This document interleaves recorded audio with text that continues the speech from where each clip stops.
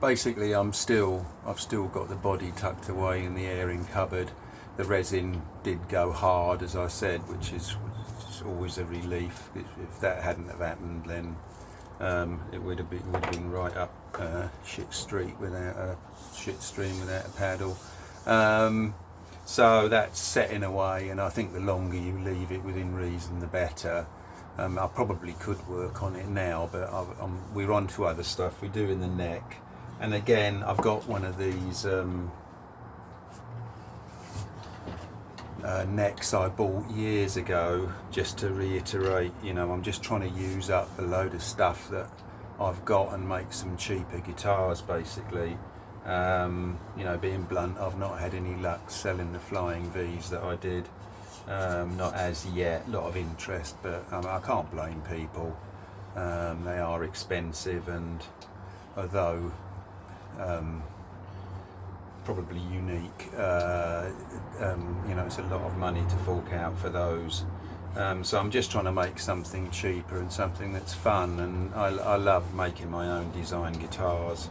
I mean, for years and years and years I was making Strats and Tellys, which I'll still do, but what's the fun in that kind of thing? So anyway, these are meant to be like, kind of different, jokey, quirky guitars. So this sci-fi one, no different. It looks like a Lichtenstein sort of painting, a comic-y thing, which I love it. I love 50s sci-fi anyway. So here we go. I've got like I say, one of these paddle stock necks. I mean, this is one of the maple board, obviously, but I'm using one with a rosewood board. I do tend to prefer darker boards, but this is what I'm working with at this end.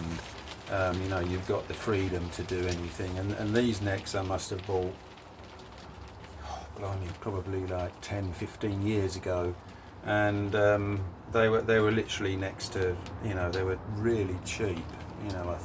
I'm thinking like back then 20-30 quid or something, and they're really good. The frets are really nice, not had any problem with at all. The truss rods are all dual acting, so all good. But put that one aside,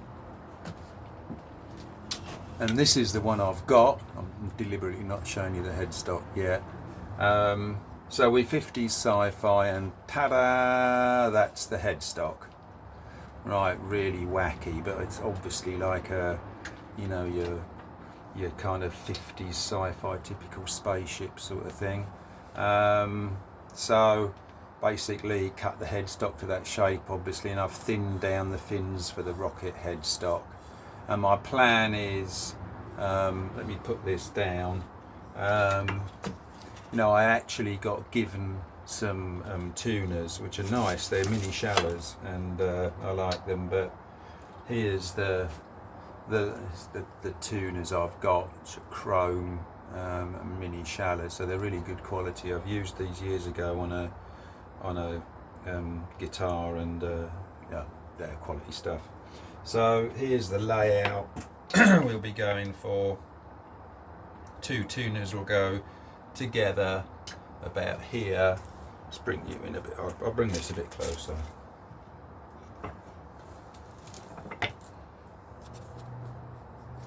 So we'll have 2 tuners here, and then 2 on this wing here,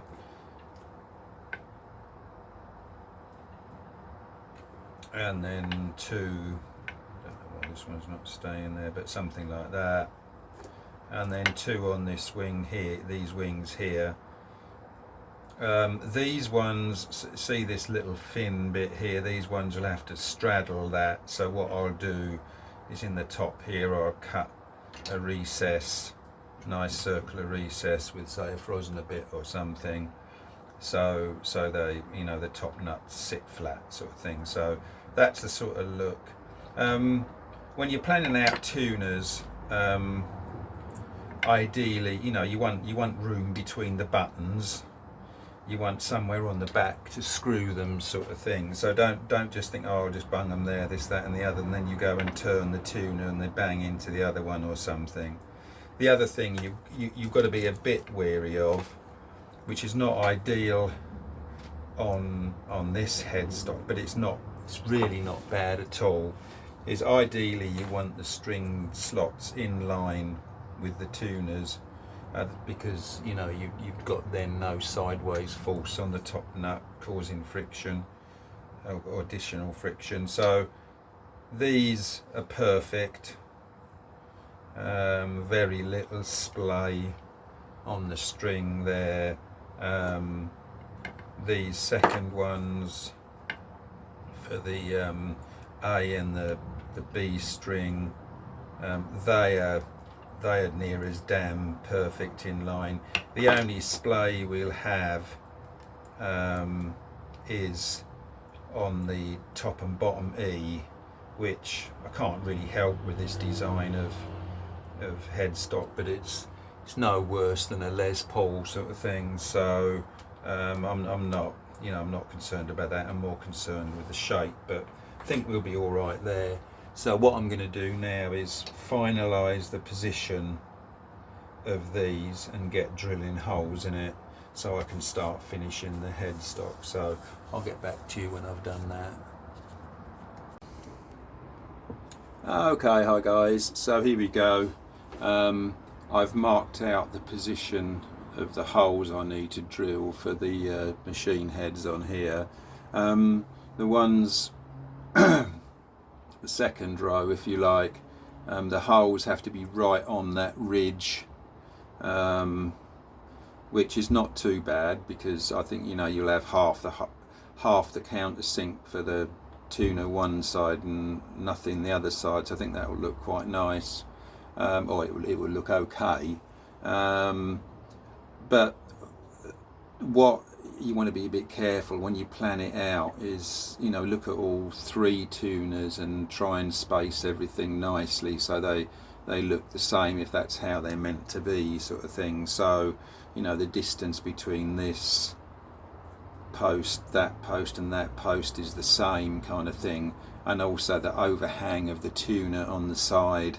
This is the defining pair of tuners, if you like, because they will be set together on the back, and the amount that sticks out is the same as on this one. So the distance from the edge there to the center is the same there as here, sort of thing. So I'll drill a pilot hole first.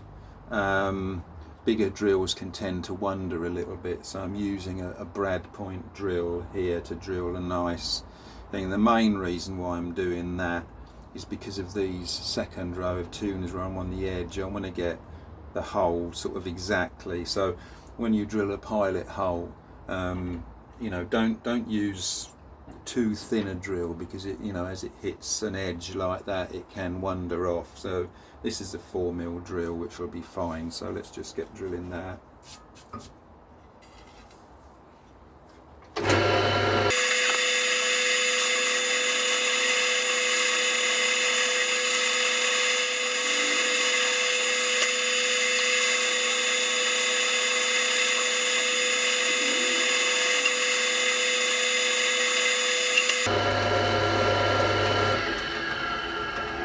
So here you are with a bit of care there. I've got the holes in there now.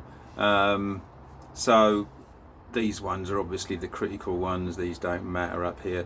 But what I'll do now is I'll measure the diameter of the washer that goes under, under the nut sort of thing for the tuner. Choose a drill and then countersink down. So I'll get back to you when I've got to there. Alright, hello, we're back then. Right, I looked at, this is the diameter of, let me get a tuner.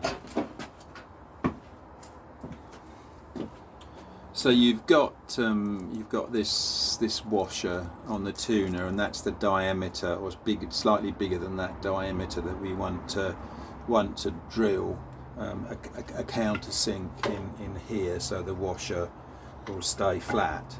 So this is the size of Frosner bit I've got, but the problem with that is, it doesn't locate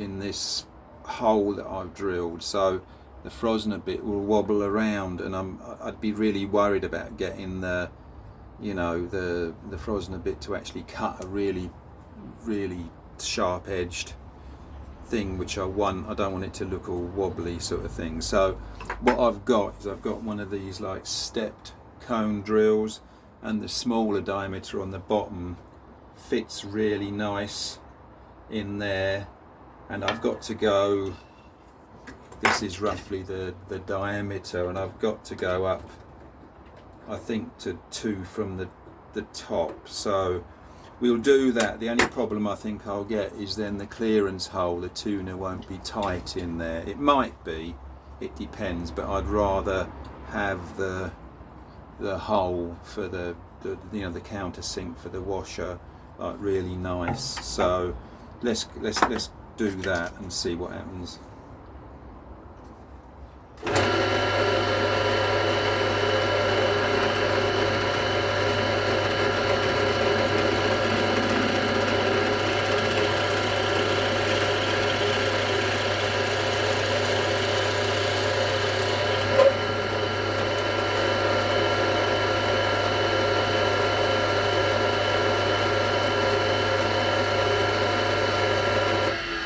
You can see that it is drilling a nice hole, but what I'm worried about is,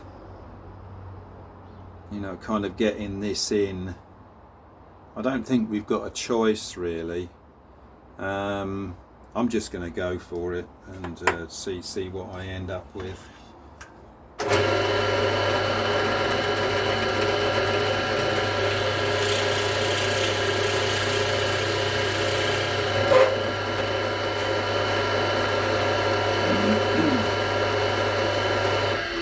I really like the look of that. It really is cutting a really nice edge around here, but you know, it's going to be a bit confusing, I think. So let's see.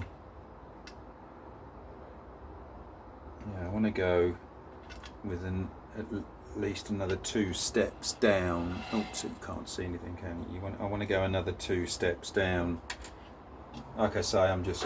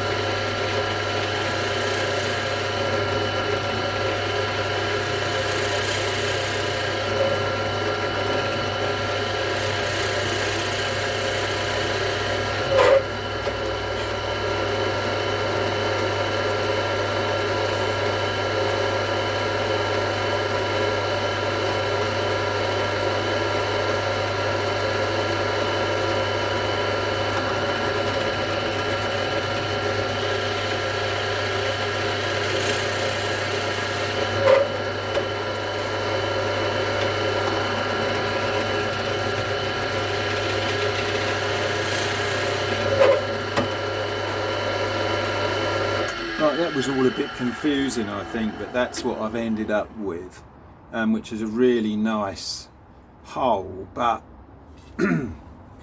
obviously the back diameter is not right. I don't think that'll matter, you know, the diameter through here, that's probably still a bit small. It might be alright. I mean, I'm sure we'll be fine. Oh, look at that. That absolutely fits in there perfect.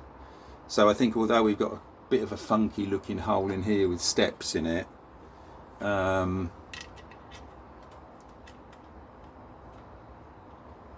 it's absolutely perfect. So that will look I mean, it's the wrong size side tuner, but that will look really nice. So I think we've got over that slight issue there, and yeah, we should be good with that. That's neat, isn't it? So let's do the other one. I mean, it's going to be a bit quirky, but then the whole damn guitar is quirky, so who cares? Just unscrew this and do the whole the other side now, and then we can mount the tuners and see what they look like. Oh, that's so some accidents are just as Bob Ross would have said, a nice happy cloud, a nice happy accident.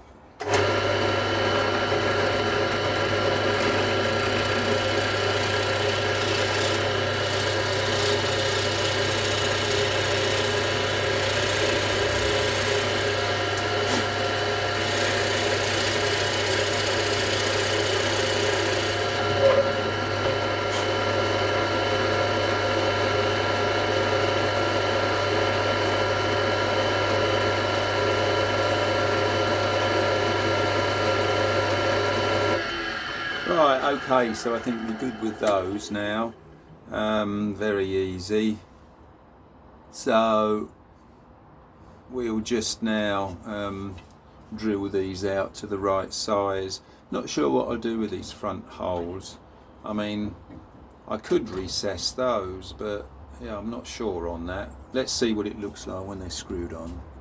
Well, hi there. Tuners are absolutely perfect.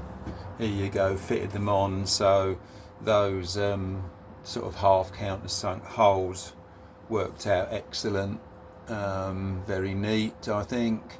And like you say, by planning it all out, you get like a you avoid any stupid mistakes, and then also like you can see how the tuners are in a nice line down sort of thing. One's not in, out, or whatever, because we measured equidistant between them sort of thing, and then how far you wanted them in set.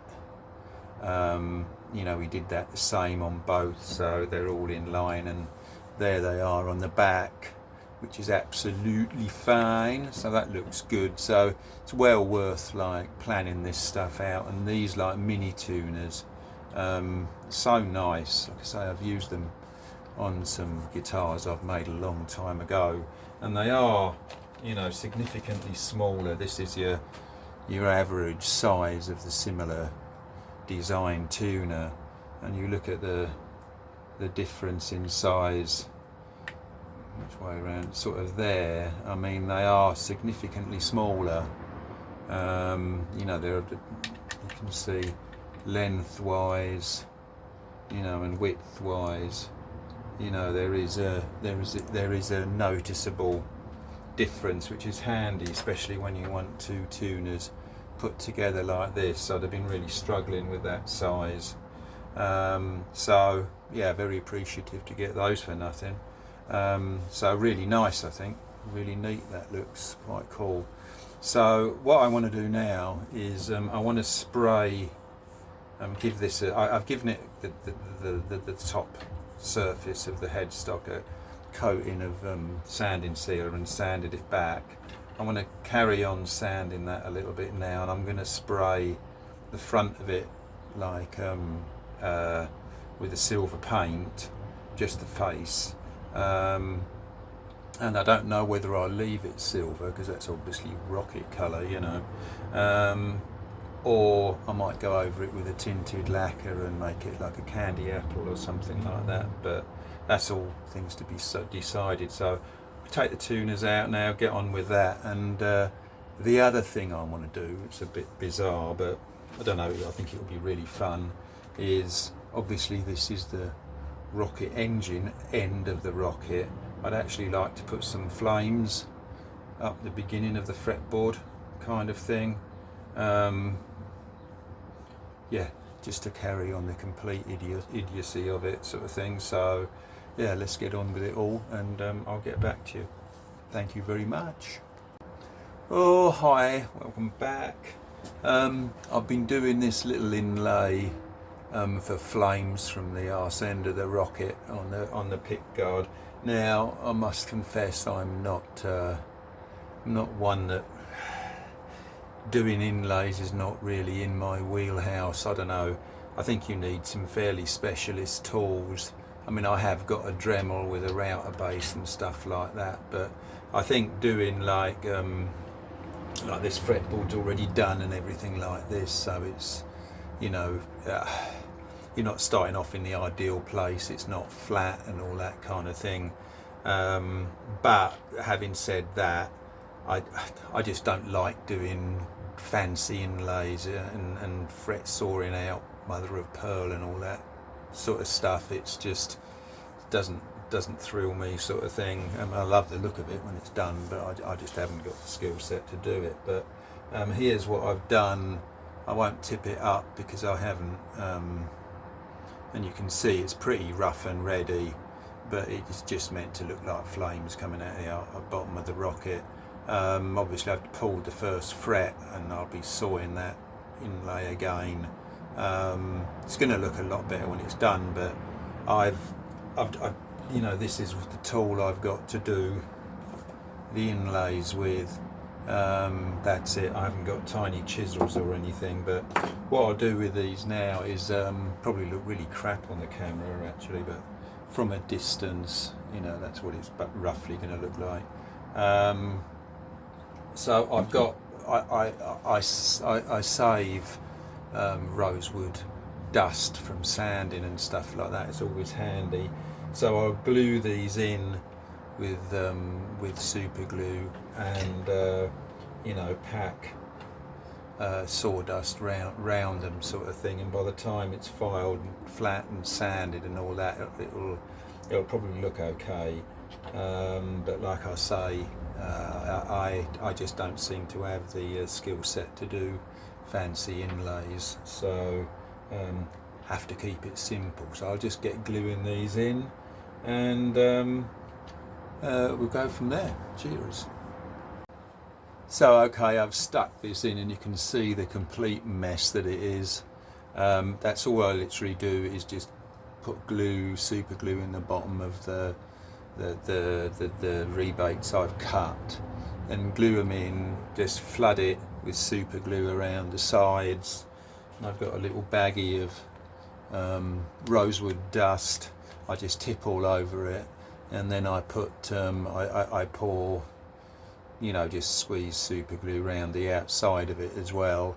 And I mean, I know it looks a complete and utter load of trash now, but I'll obviously let it set hard and then come back and file it all down and sand it, and hopefully out pops something that looks fairly nice, but you never know. But yeah, we'll see what that looks like. That's all a bit of fun, isn't it? So getting the neck done. I was thinking of doing, you know, other inlay shapes around here to do with science fiction, but you know, cutting out little rockets or something, or like, you know, planets or star constellations would be okay, I suppose. But then would people recognise what, you know, what Orion or Cassiopeia or the Plough look like, sort of thing? They kind of think there's just random dots everywhere. So I just decided on something in one place, something simple, like those flames. So you know, it'll tie in the neck with the rest of the guitar, sort of thing. So hopefully that'll end up looking okay. Anyway, we'll get back. I'll get back after I fold that down and show you the results. Put that fret back in, and let's see how it all goes, eh? Yep, good. Right, okay. Come back after a cup of coffee, and I've filed down those flames. I mean, I don't know what you think of them. See, they look a lot better now. Obviously, since they've all been filed down and it's all nice and smooth. They've also cut the fret slot. You can see where my recesses were cut for the you know, to put the inlay in.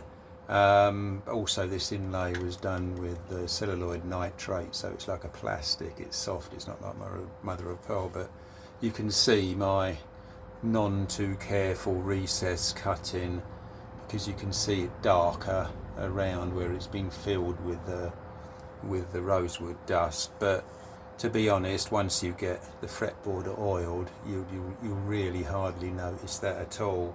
So what I'll do now, I kept the fret that I took out. I'll press that back in, and then you know, we'll be back to square one sort of thing. So I mean, one of the way, you know, with this fret's obviously been pulled out, so it's bent the wrong way, but I'll carefully bend it to the camber of the fretboard and then tap it in with a bit of super glue in the bottom of it, and then that should be good for the neck. So I'll get on with that now. Let's give this a little bend back. Oh, glasses on. Anyway, I'll get back to you. Hi there. Well, here you go then. So that's with the fret pressed back in, went in fine. I wicked some glue in the sides. Interestingly, this fretboard shows how nice it is. And you know, it was, like I say, it was dirt cheap. The actual frets were nipped off, the tangs were nipped off at the end as though you were going over binding, you know, which gives a really nice smooth edge because they've filled in the, you know, the little edge of the fret that was cut away. So that's actually a nice touch. So anyway, it's gone back in fine, and you can see with a little bit of oil on the lemon oil on the fretboard that you can't see the dark edges really around the inlays too badly at all. So that's what it looks like there. Hope you think it looks okay. I think it does. It's always difficult to see when it's not on the whole guitar, but I've brought the guitar body down now from the airing cupboard, so we can get a view of what the whole thing might look like, something like that. And I think it looks quite funky actually, so that's good. So we can put the neck aside again now after doing that. I don't know, I could spray that silver. I suppose the weather's not too bad, although it's a bit cold. I might do that, but in the meantime, this body, I can pull this edging off, which to be honest is a little bit of a pain. Seems to stick, you know, it sticks really well. So you know, first of all, I've got to get this mastic off the edge, which that's a pain in the arse, and it's really messy. Hopefully it will just come off in one. Oh, it's not being too bad on here, but oh, this is not too bad at all. Get it off, put it in the bin. Horrible stuff, mastic, in it, right? Horrible when it's wet and when it's dry, but serves a good purpose. So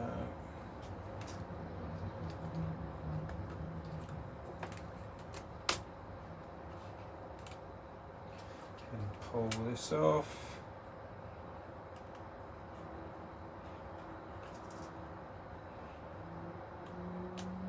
And then we can get the edging off. But like I say, you end up with a load of junk left around which you've got to clean off. So what I think I'll do is I'll work on it and get you back when it's looking a bit cleaner. Okie doke, cheers. Well, here we are, a miserable job getting that edging off.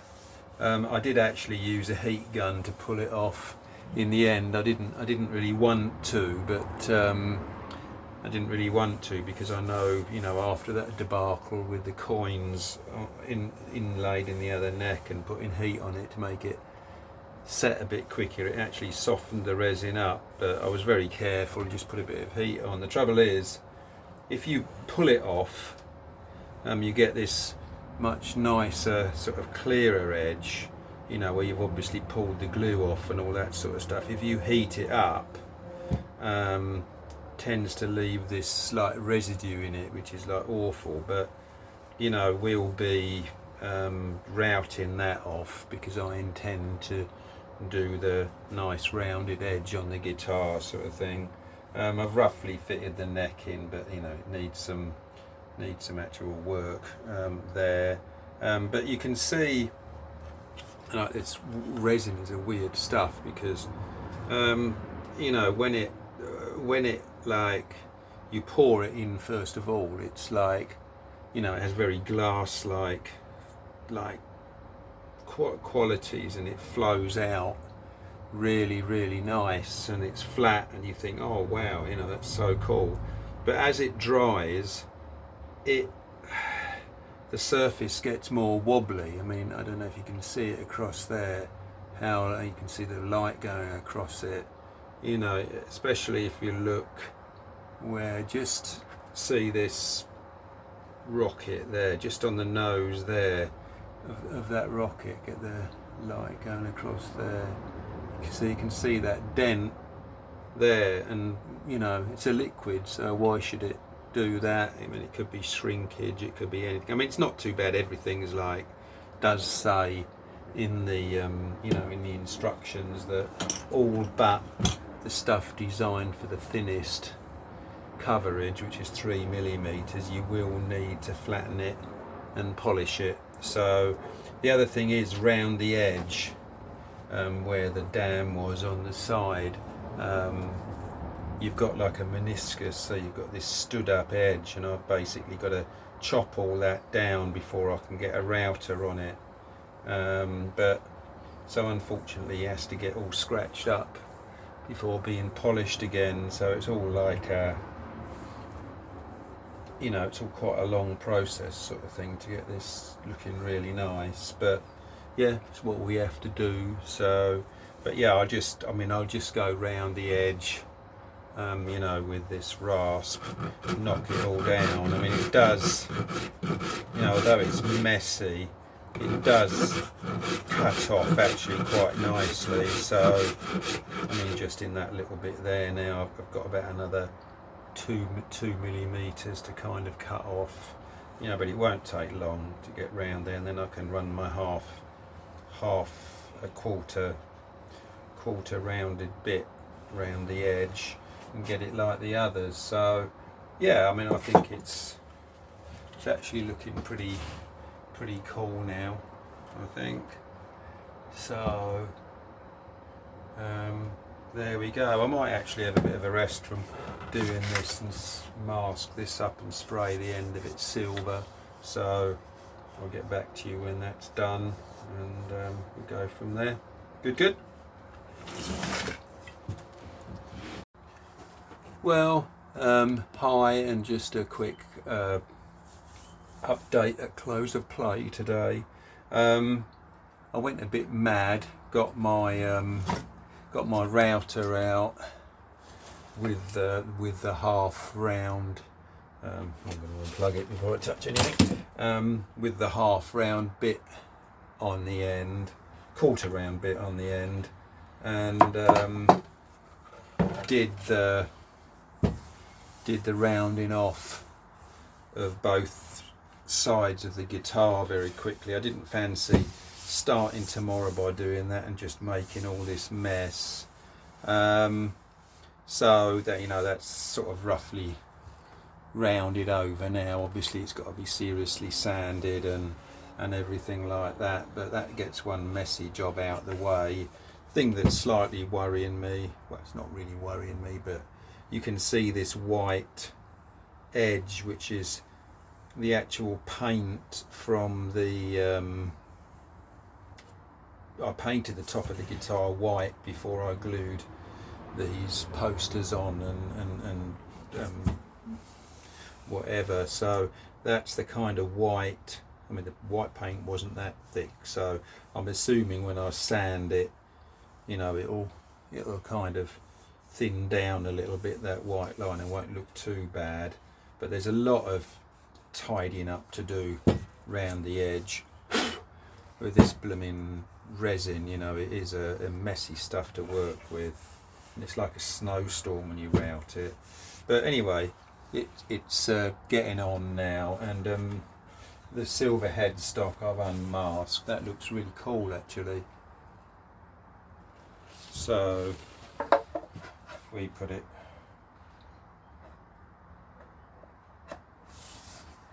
together here roughly, you know, that's the sort of thing it's going to look like. I mean, basically just a fun guitar really. I mean,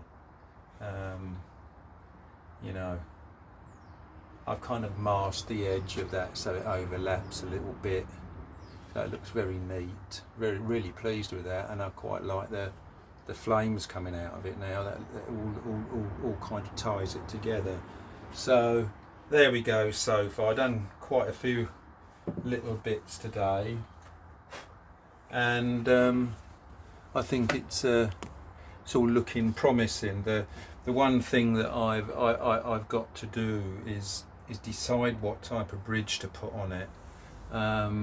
I mean, obviously I could go for, you know, any sort of generic Strat style bridge. It's going to be hardtail again. I'm not going to put a trem on it, but I don't really want to put a Strat bridge on it. They're kind of,